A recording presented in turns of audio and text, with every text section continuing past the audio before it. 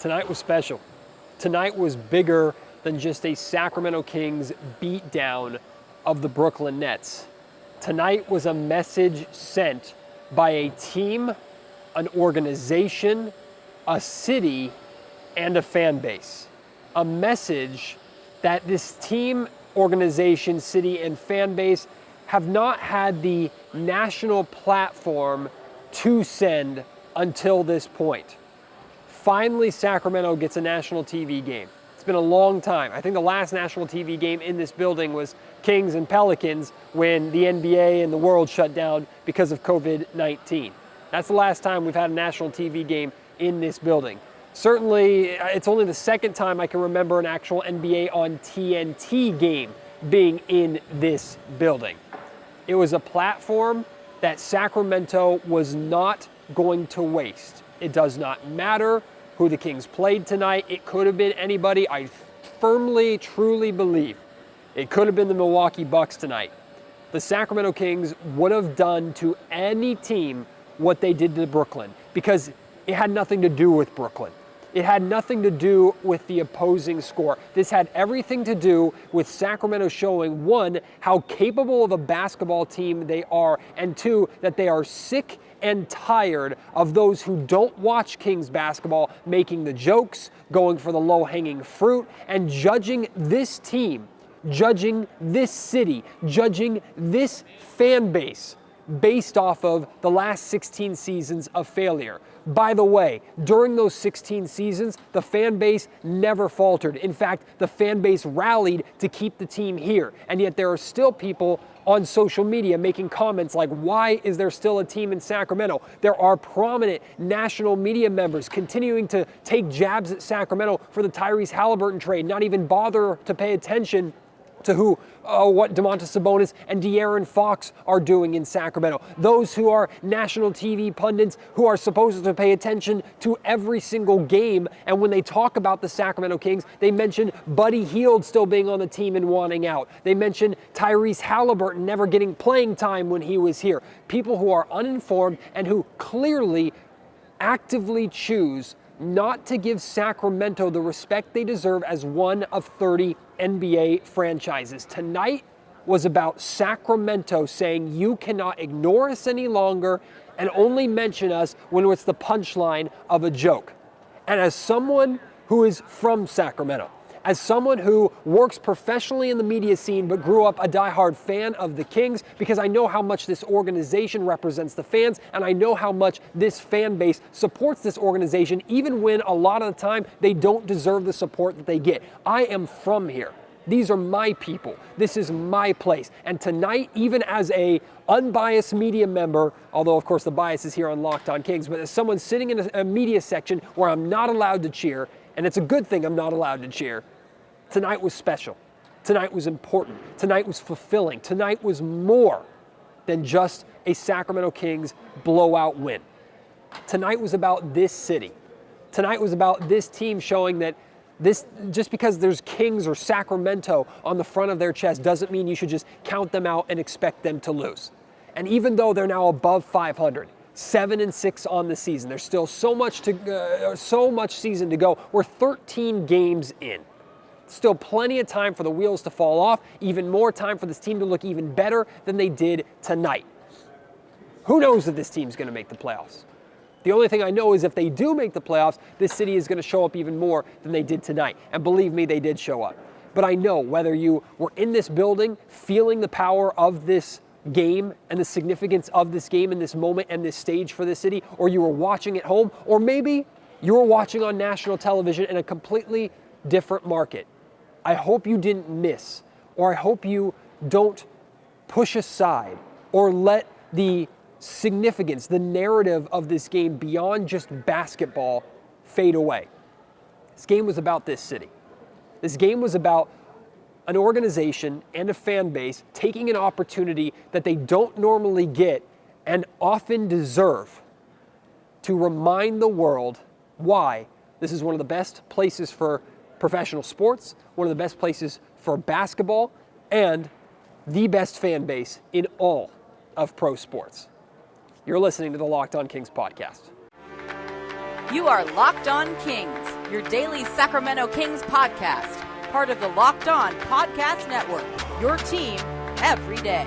And now, ladies and gentlemen, it is that time for another episode of Locked On Kings. Hello and welcome into Locked On Kings, your podcast hub for Sacramento Kings coverage all regular season and all off-season. Today, presented by BetterHelp. BetterHelp is the world's largest service. BetterHelp has matched 3 million people with professionally licensed and vetted therapists who are available 100% online. You can learn more and save 10% off your first month at betterhelp.com/lockedonnba. My name is Matt George, and I am right there with you, Kings fans. Pump out your chest, feel some pride tonight, feel some pride tomorrow. Walk into your office or your place of work surrounded by your coworkers who may mock you for being a Kings fan. You have to deal with all those jokes, all those side comments, those snickers every single time you put on a Kings jersey or wear a Kings hat or choose to continue to support an organization that has not won in 16 seasons. Have some pride today or tonight, because finally, the world saw, at least the rest of the country, the NBA world, nationally, saw what the Sacramento Kings are capable of, but more importantly, what this city is capable of. So pump out your chest and damn it, be obnoxious, because you've deserved it. The Sacramento Kings kicked the living you-know-what out of the Brooklyn Nets. They wiped the floor with the Brooklyn Nets. And again, like I said in the intro, I don't think it mattered who the Kings played tonight. I think they would have done this to every single team. And some of you might think that's an overreaction, thinking that the Kings would have blown out the Brooklyn Nets or whoever the best team is in basketball, in your opinion. I genuinely don't think it isn't, because this had nothing to do with an opposing team. This was all about the Kings tonight. The Kings took the floor clearly to send a message. Trust me, if we are sick and tired of the comments online, if we are sick and tired of the narrative, if any publication nationally bothers to talk about the Sacramento Kings, it's typically low-hanging fruit and oftentimes misinformed with what's really going on. If we see that, if it frustrates the hell out of us, you best believe it frustrates the hell out of players.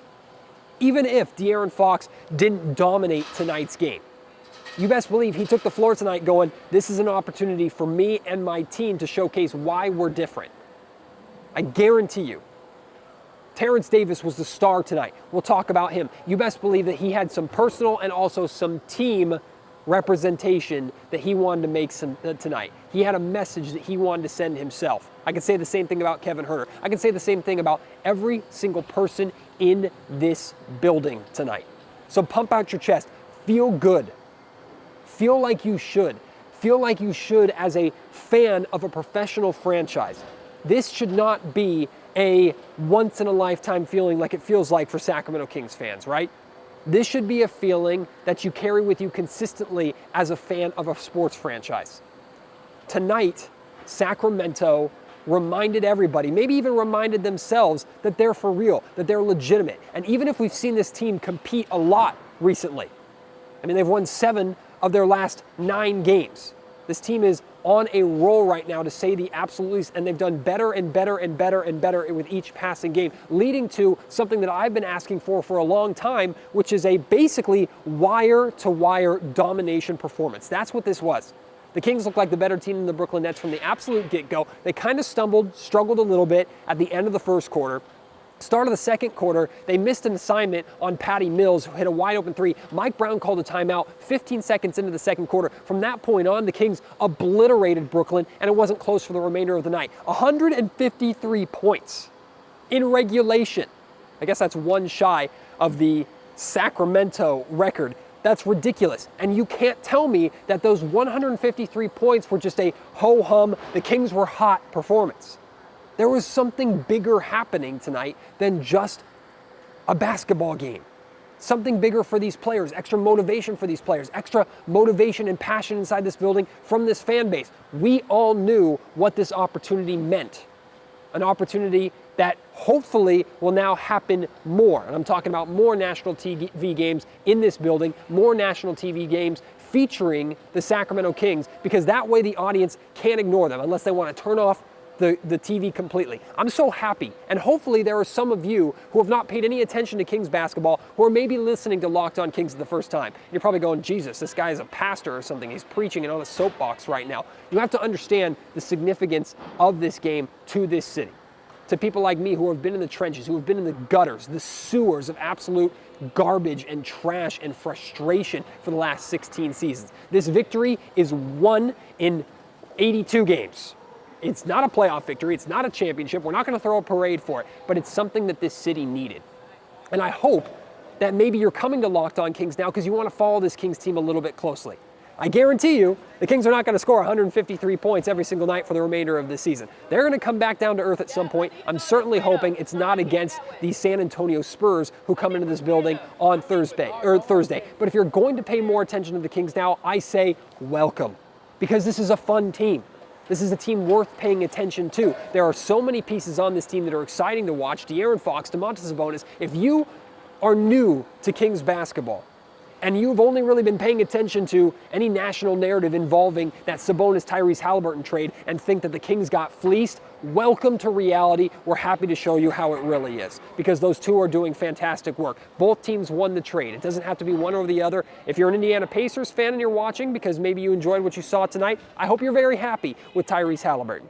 I hope you're very happy with Buddy Hield. I hope every single person who watches and enjoys NBA basketball can learn to find enjoyment out of what the Sacramento Kings are doing. Because even if Terrence Davis is not going to score 31 points every single night, even if Kevin Huerter is not going to hit, what did he hit, like 5 or 6 three-pointers, he had 5 of them every single night, although he's more than capable of doing it. This Kings team is deep, they're fun, and I apologize to you that you were robbed of a good Keegan Murray performance because Keegan got hurt. Because Keegan's very exciting to watch too. So I say this, I don't know if I speak on behalf of the Kings fan base, because I know there are a lot of Kings fans that are like, don't you dare get on the bandwagon now. I've been here. You let me enjoy my room on this bandwagon. I understand some of you are like that. For me personally, I say welcome. Welcome to paying attention to Kings basketball, because it's fun and it's entertaining. Now, the Kings are not the best team in basketball just because they put up 153 points on a Brooklyn Nets team that is clearly struggling and floundering right now. They've been off to a horrendous start to this season, especially off the court. The Kings still are going to hit a lot more bumps in the road. They might be an over 40 win team. Like, we're still realistic here. But overall, Kings basketball is worth paying attention to. Real Kings basketball is worth following and then having educated conversations on the games based off of what you've seen, not what you've read or what you've thought about or what you've assumed based off of the last 16 seasons. I hope you enjoyed it. Welcome, and I hope you had fun. I also hope that you enjoyed Terrence Davis tonight, because man, was he excellent. Terrence Davis was so good. Going to talk about him, going to talk about Kevin Huerter, going to talk about this whole Kings team performance in a blowout. Going to talk a little bit about Keegan Murray's injury, but right now, I want you to hear from head coach Mike Brown, Kevin Huerter, and Terrence Davis. I asked all three of them about what this night meant, sending a message and representing the city of Sacramento, not just themselves, and here's what they had to say. Mike, as you can imagine, the last 16 seasons have been tough for this fan base and for this city. Tonight felt like a message for the team, of course, but was there an element of this win and the performance, the 150-plus points, that was also a message for the city, like you mentioned? Yeah, and the fans were fantastic. You can feel their energy in the building. We felt their energy against the Warriors. And like I said, to be on national TV and have the performance that we had as a group, have the fans into it like they always are into it, and then have the commissioner in the building. Again, it feels good for the city of Sacramento and the fans to be in that position and to perform like that for them on this stage. Terrence, you shared a moment with the crowd after the game. How much of this nationally televised platform for you was about you showcasing yourself, and how much was it also kind of showcasing and putting Sacramento on the map a little bit? No, it was all about Sacramento, man. We just wanted to, come out here and kind of show the world, man, we need more TV games. Simple, but no, it was fun. I don't think I had a ESPN TNT game since my rookie year. So that's and I was over in Toronto. So that's I was 3 years ago. So it feels pretty good. Just to be able to showcase as a team, man. It was great. Like that was really fun. Kevin, I know this is just your first year here in Sacramento, but you and the rest of the team have been asked a million times about the playoff drought. So for a national audience opportunity like tonight, how much of it was about like representing the city and sending a message on the national scale about this team in this city? Yeah, we got a long way to go. I just think we're trying to just bring a good vibe to the city, bring a positive atmosphere to these games, trying to play free, and just tonight happen to be in front of a national audience. But, we put together a little winning streak going here. We're on a homestand. We got 2 more coming up on this before we hit the road. So, we're trying to take care of business here at home. Thank goodness for this sponsor of the Locked On Kings podcast. I'm using it right now, and it has saved me many a headache during Sacramento Kings games. I would be sweating buckets right now with the adrenaline that I am feeling because of this Kings win, if not for Sweat Block. These antiperspirant wipes are amazing. They help remove those odors and those obnoxious sweat stains that you have to deal with. And here's the thing.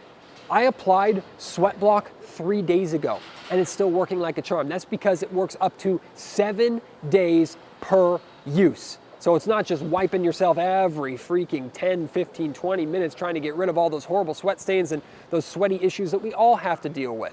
Sweat Block helps you out and then some. Sweat Block, an amazing sponsor here of the Locked On Kings podcast, something I encourage for everybody. Makes a great gift this holiday season, a little stocking stuffer. Put it in there and make sure they know that no matter the circumstance, whether you're at work, you're out working in the yard, you're on a golf course, which is something I struggle with all the time, is sweating on a golf course during a humid day. Sweat Block handles it all and then some. If you or somebody you love is experiencing the embarrassing sweat or odor, you can try Sweat Block right now with 20% off if you use promo code LOCKEDON at sweatblock.com. Again, that's promo code LOCKEDON at sweatblock.com for 20% off, or you can get Sweat Block today on Amazon. This episode of the Locked On Kings podcast is also brought to you by Rocket Money, formerly known as Truebill, something that I use every single day.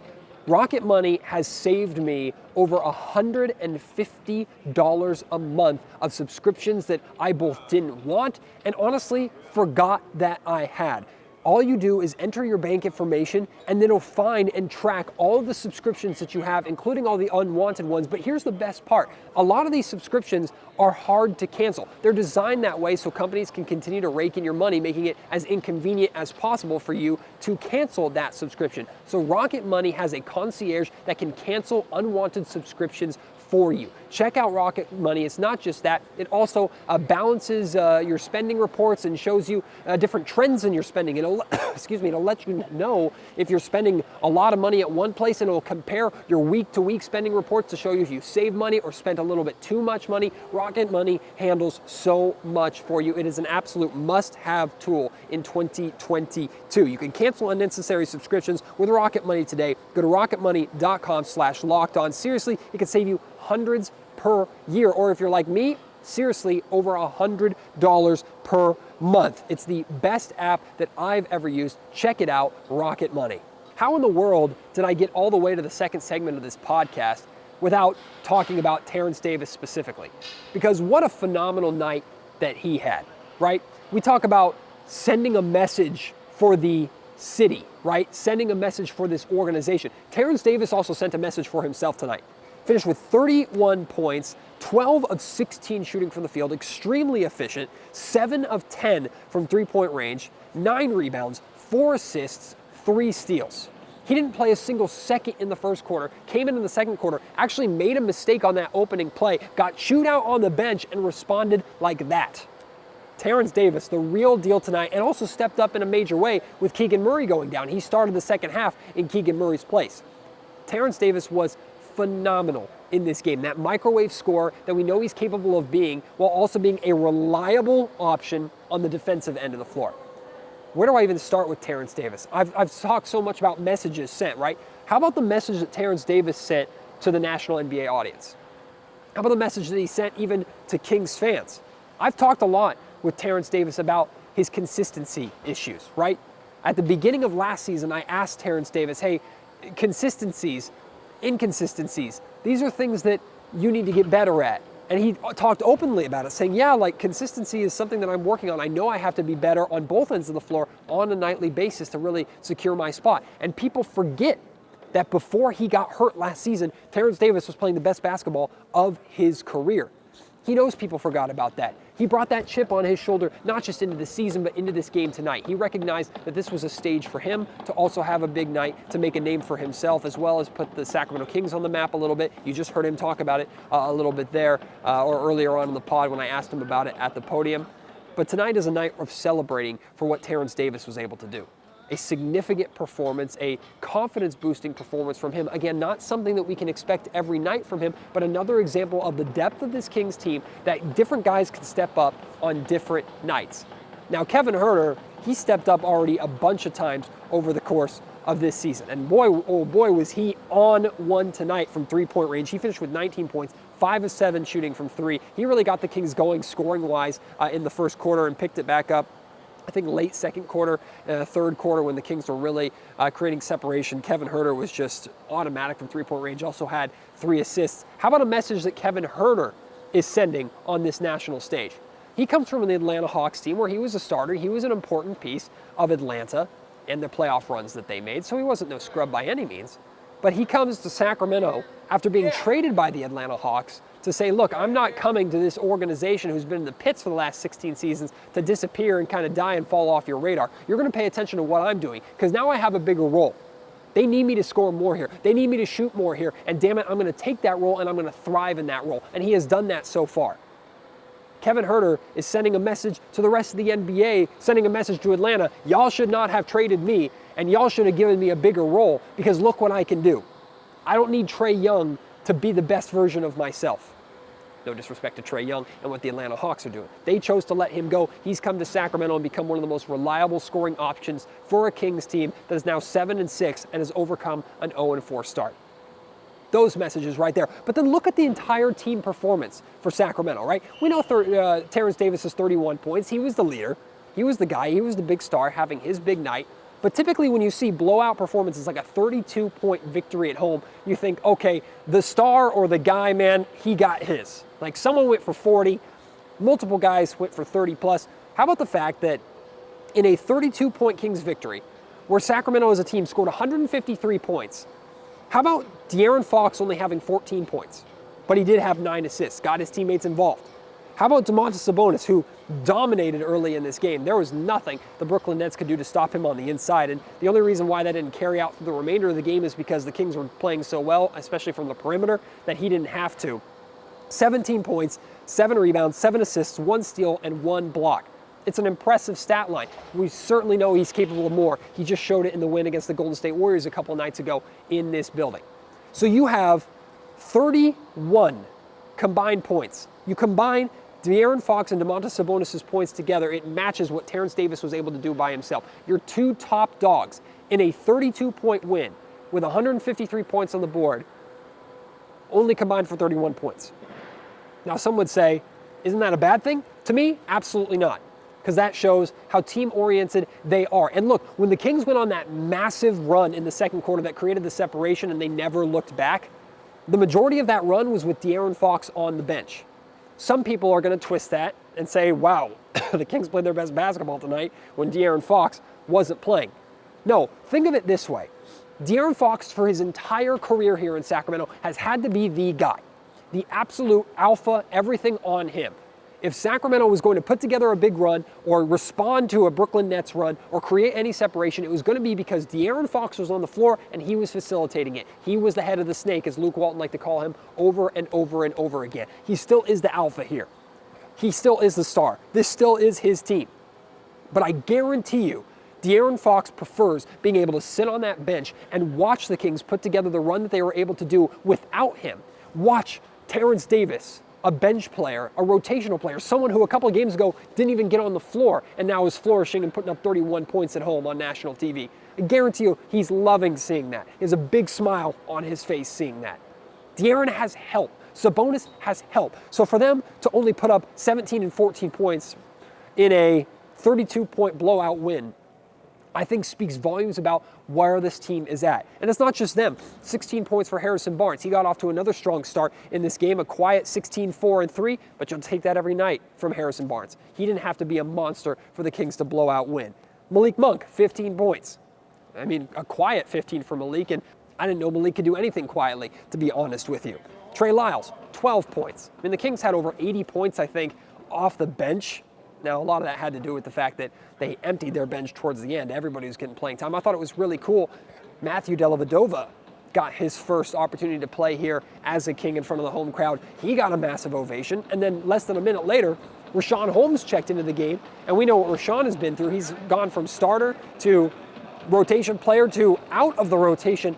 He got a massive ovation in this game, and he responded by hitting a corner three, which was really cool to see. Everybody was getting theirs. It was that kind of night. It was a night for this team to showcase what they are, a night for them to enjoy all of the fruits of the hard work that they've put into this point, even if there's a lot of hard work to go, and also a night for this city to remind the world how good it is, how much of a basketball town this is, and one that, like I've said many times already, cannot be ignored. The Kings as a team did that.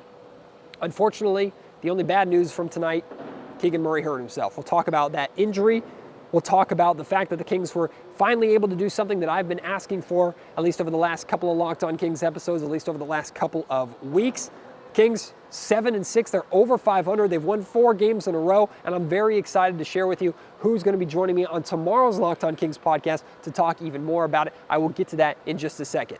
First, though, let me tell you about another great sponsor of Locked On Kings, but the number one way, in my opinion, to play daily fantasy NBA, it's Prize Picks. Now, instead of dealing with drafting teams and managing rotations and all of the sometimes monotonous daily maintenance that comes with a full NBA fantasy season, Prize Picks removes all that while being just as fun, if not more fun. The way Prize Picks works, you pick 2 to 5 players and a over or under on their projected scoring. So, for example, Terrence Davis tonight might have had an over-under projected scoring of 6.5 points. Well, if you took the over, you smash that. Maybe you partner that with De'Aaron Fox's over-under. Maybe he was 20.5 tonight, and you took the under, and you got that. Domantas Sabonis was 18.5. You took the under. You got that. If that's the case, you pick those 3 players, you hit all those, you can win up to 10 times of your money, and it's simply you versus the house, you versus Prize Picks, no sharks or anybody else that you have to worry about defeating. And right now, Prize Picks has an incredible offer for you. If you use promo code LOCKEDONNBA when you first sign up, you can get a 100% instant match of your deposit up to $100. So you deposit $100, you get $100 back. You deposit $50, you get $50 back. It's free money right there for you to play with and make more money on the best way to play daily fantasy NBA. It's Prize Picks.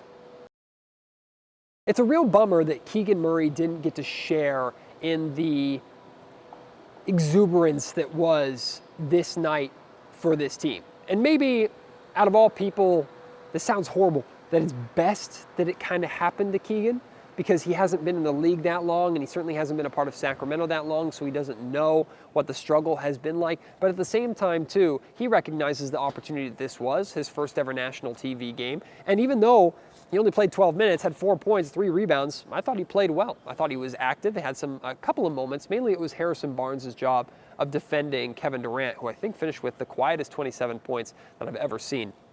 But Keegan Murray played well. He left the game during the second quarter, seemed to be holding his back, had some back soreness. Coach Mike Brown after the game said that he was going to be evaluated tomorrow, so we'll get more information on that. I'm glad in a blowout that the Sacramento Kings decided to err on the side of caution with him and not risk anything. But it's a bummer because I think Keegan, like everybody, would have gotten going tonight, certainly would have finished in double figures scoring and would have made it all 5 Kings starters in double figures. So I hope he gets well soon. Hope he gets more than his fair share of opportunities on national TV to show what he is capable of. And like I said, if you're watching Locked On Kings basketball maybe for the first time tonight or the first time in a while or truly paying attention because it's on national TV and now you're listening to Locked On Kings, I'm telling you, pay attention to what Keegan Murray's doing. He's an incredibly exciting, fun rookie.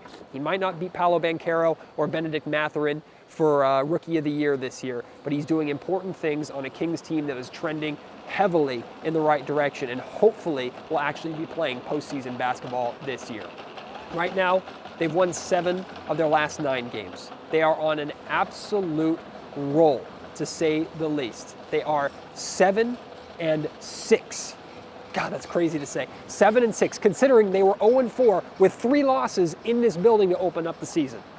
I'm going to talk a lot about that slow start and what's changed, because a lot of things have changed, with my great guest on tomorrow's Locked On Kings podcast, the legendary Jerry Reynolds, who can give us a coaching perspective and a broadcasting perspective on what's going on. I'm very excited to talk to Jerry about this night, what this night meant for the city of Sacramento, which he's been a part of for a long time, what this meant for this organization, which he's been around for a long time. And then I really want to talk to him about Mike Brown figuring out his rotations and how significant that's been to the success of the Kings over the last couple of weeks. So Jerry Reynolds, Kings legend, former Kings head coach, will join me on the Locked On Kings podcast tomorrow. I hope you will join me for that then. After Kings and Spurs on Thursday, which I hope the Kings can build off this momentum, and I hope they don't walk into that game with a swagger and get punched in the mouth by a San Antonio team that's been playing really well, surprisingly well to start this season.